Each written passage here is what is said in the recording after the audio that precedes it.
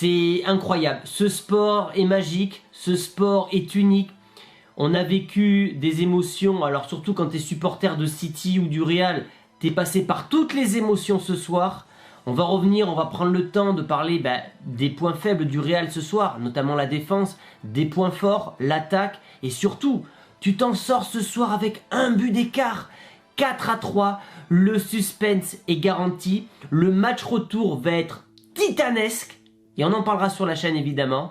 Donc voilà, on va prendre le temps d'en parler et c'est parti pour le débrief. OneFootball nous accompagne une nouvelle fois pour parler du Real Madrid ce soir. Si vous voulez toute l'actu du Real Madrid, et l'actu va être bouillante entre les mercatos, entre la Ligue des Champions, entre le titre de champion en Liga, c'est le moment de télécharger l'application, c'est 100% gratuit, le lien est en description.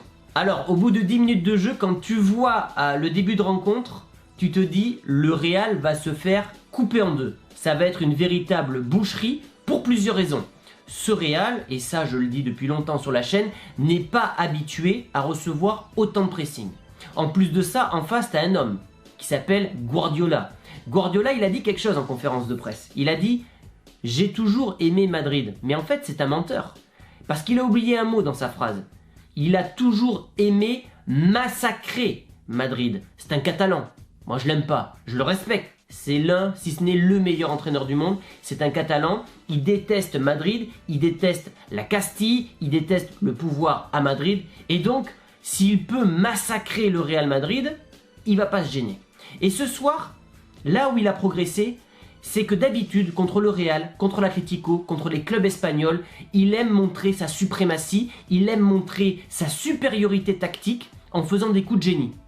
En tentant des coups de génie.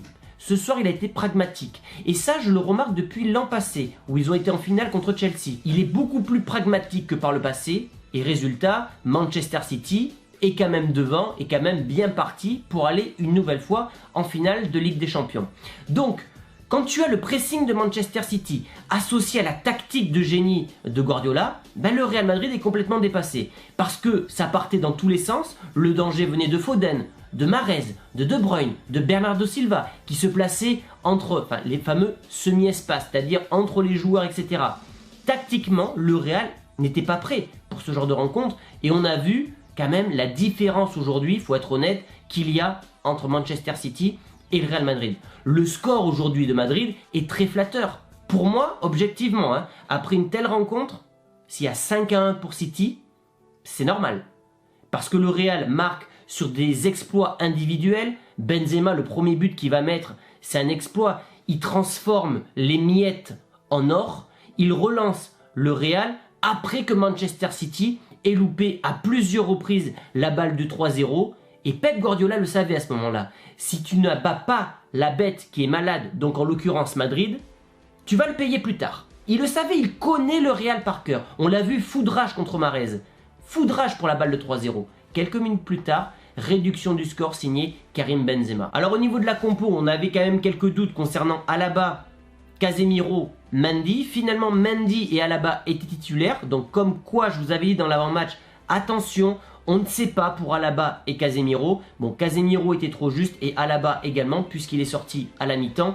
Et aujourd'hui, la défense a été tout bonnement catastrophique. Donc pas habitué, certes, à subir un tel pressing, mais au niveau de la relance, au niveau des gestes défensifs, je n'ai jamais vu Militao ce soir être aussi nul que ça. Ça a été un véritable clown. Alors par moments, son jeu aérien a soulagé le Real, mais mis à part ça, ça a été boulette sur boulette. Mendy n'était pas aligné, Carvajal a concédé 2 buts parce que selon moi, quand tu as Foden qui mesure 1m60 et qui marque un but de la tête en passant dans ton dos, c'est qu'il y a un problème. Et de toute façon, Guardiola avait bien ciblé ce problème.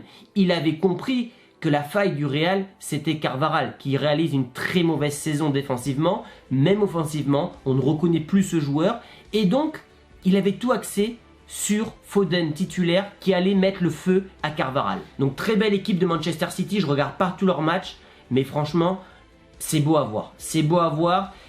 J'aime pas Guardiola, mais c'est vrai qu'un jour, avec cette équipe de Manchester City, il mériterait quand même de gagner la Ligue des Champions parce que ce qu'il produit en termes de jeu, d'intensité, moi je rêverais de voir ça quand même du côté du Real Madrid de temps en temps. La deuxième mi-temps qui commence tambour battant comme la première, c'est-à-dire que City qui prend le Real à la gorge, 3-1 donc but de Foden, et là, le petit Vinicius qui était face à Fernandinho, et ça je l'ai envoyé à des potes, j'ai dit c'est ce soir ou jamais. Vinicius, c'est ce soir ou jamais. Au match retour, tu auras Kyle Walker qui est un véritable bison, ou Cancelo qui est super fort techniquement. Donc c'était ce soir contre Stones et Fernandinho que Vinicius devait faire la différence. Et ce soir, il nous a fait une Gareth Bale 2014 en Copa del Rey contre le Barça. Un sprint depuis le milieu de terrain, grosse erreur de Laporte qui ne va pas boucher l'angle, et Vinicius qui va à nouveau réduire le score. Déjà à 3-2, on se dit que ce match est complètement fou, mais tu es à peine à 60 minutes de jeu et tu sais qu'il va encore se passer d'autres choses. Et là, comme quoi je vous dis, le Real c'est très dur à supporter parce que cette équipe est capable du meilleur comme du pire. Faute devant la surface du Real, tous les joueurs s'arrêtent mais l'arbitre n'a pas sifflé. Un joueur continue, ce joueur c'est Bernardo Silva qui va mettre une minace à Courtois. Courtois qui ce soir m'a quand même globalement déçu puisqu'il n'a fait absolument aucun arrêt. On en parlera dans les tops et les flops en fin de vidéo. Et comment ne pas parler de cette panenka, de ce but de Benzema qui, je rappelle, a loupé je crois déjà 4 pénaltys cette saison. Il restait sur 2 pénaltys manqués en championnat. Et bien sûr, il n'a pas pris de risque. Et comme Zidane l'avait fait face à Buffon en Coupe du Monde, c'est-à-dire que Buffon connaissait par cœur Zidane au niveau des tirs au but, il avait décidé de faire une panenka et ce soir, il était en manque de confiance. Il ne savait pas s'il devait tirer à gauche ou à droite. Il était un peu stressé, ça se voyait. Et là, il fait une panenka zidanesque. Donc c'est incroyable le calme qu'il a eu finalement pour faire un tel geste. Les coronesses qu'il a eu pour faire un tel geste. 4-3, le Real s'en sort très bien dans cette rencontre. J'ai pas les expected goals, mais franchement, je suis sûr que normalement le score, ça doit être 5-0, 5-1, 4-1... quelque chose comme ça. Le Real s'en sort très bien. Il faut être heureux du score du Real ce soir. Et je me dis qu'après ce match-là, où tu aurais dû être mort, dès le match aller, le Real est toujours en vie. Après avoir après être passé par miracle contre le PSG, après avoir souffert contre Chelsea, j'ai l'impression qu'une histoire est en train de s'écrire avec en point d'orgue Karim Benzema qui va aller chercher son ballon d'or. Et je ne serais pas étonné que le Real se qualifie en finale la semaine prochaine. Mais bien sûr, on aura le temps d'en reparler sur la chaîne. Ce que je vous propose maintenant, c'est qu'on passe au top et au flop. Alors ça va être rapide puisque j'ai que 2 tops. Les 2 tops sont tout simplement Benzema, homme du match, nouveau doublé en Ligue des Champions. Meilleur buteur de la Ligue des Champions. Et si on se souvient bien d'une règle, le meilleur buteur de la Ligue des Champions est tout le temps ballon d'or. Sauf l'année dernière, c'était Lewandowski. Mais on sait qu'il a été volé ce ballon d'or. Mais dans les 10 dernières années, c'était Messi ou Ronaldo. Et à chaque fois, le meilleur buteur de la Ligue des Champions terminait ballon d'or. Donc Benzema, homme du match côté Real. Et comment ne pas parler de Vinicius qui, quand même, m'a déçu par moment. Mais il relance ce Real. Il fait un exploit individuel. Cet exploit, c'est cette espèce de feinte pour dribbler le joueur. Cette feinte qui réalise tous les dimanches ou tous les samedis en Liga. Cette fois, elle est passée contre un Fernandinho à la cave, 37 ans. Tant mieux pour le Real. On va passer au flop et là, il y en a quand même pas mal. Kroos. Je ne comprends pas que Toni Kroos puisse jouer un match dans une telle intensité pendant 90 minutes. S'il y avait bien un joueur à ne pas titulariser, un joueur à faire sortir à la mi-temps ou à l'heure de jeu, c'était Toni Kroos. Le jeu sans ballon de l'Allemand, il est nul.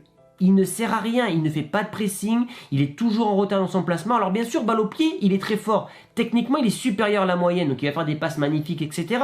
Mais son jeu sans ballon a cruellement porté défaut au Real ce soir. Carvajal, point faible, mais tu peux rajouter Alaba qui a été mauvais mais il était blessé, et Militao. Militao, je suis déçu parce que je pensais qu'il serait un peu le leader de cette défense dans l'agressivité qui avait tellement manqué contre Chelsea. Et c'est vrai que depuis 3-4 matchs, Militao me déçoit un petit peu. J'espère qu'il va se ressaisir la semaine prochaine. Rodrigo. Alors Rodrigo, je suis déçu parce que pour moi, il y avait des choses à exploiter ce soir, notamment dans le dos de Zinchenko. Il était rapide, il est rapide, il était surtout en confiance. Carlo le savait. Et il a mal exploité le peu d'occasions qu'il a eu, donc assez déçu de Rodrigo, comme je suis déçu de Valverde. Valverde, voilà, je trouve qu'il a été assez transparent ce soir. Je m'attendais à mieux. Alors bien sûr, en face, tu avais De Bruyne, Silva, Rodri. Tu avais quand même peut-être le meilleur milieu du monde. Mais quand même, je trouve qu'on ne l'a pas vu. Apporter sa puissance, sa verticalité comme d'habitude. Et enfin, est-ce que je dois mettre Courtois? Je ne sais pas. C'est vous qui me direz ça dans les commentaires. Mais il n'a pas fait beaucoup d'arrêts. Alors il ne peut pas grand-chose sur les buts. Je suis d'accord avec vous. Mais on a connu mieux. Thibaut Courtois nous habituait à mieux. Donc voilà les amis, je suis satisfait du résultat, satisfait que le Real soit encore en vie ce soir contre ce monstre de guerre qu'est Manchester City. Et demain, 17h30, 18h, il y aura une vidéo spéciale qui va sortir sur la chaîne, donc je préfère vous le dire maintenant.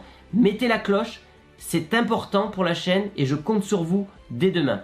Merci à tous les amis et je vous dis donc à demain, à jeudi pour une vidéo sur Rudiger, vendredi pour l'avant-match contre l'Espagnol, samedi pour le débrief du titre et enfin la semaine prochaine pour l'événement, le match retour contre Manchester City. Merci à tous pour votre fidélité et je vous dis à très vite. Ciao les amis.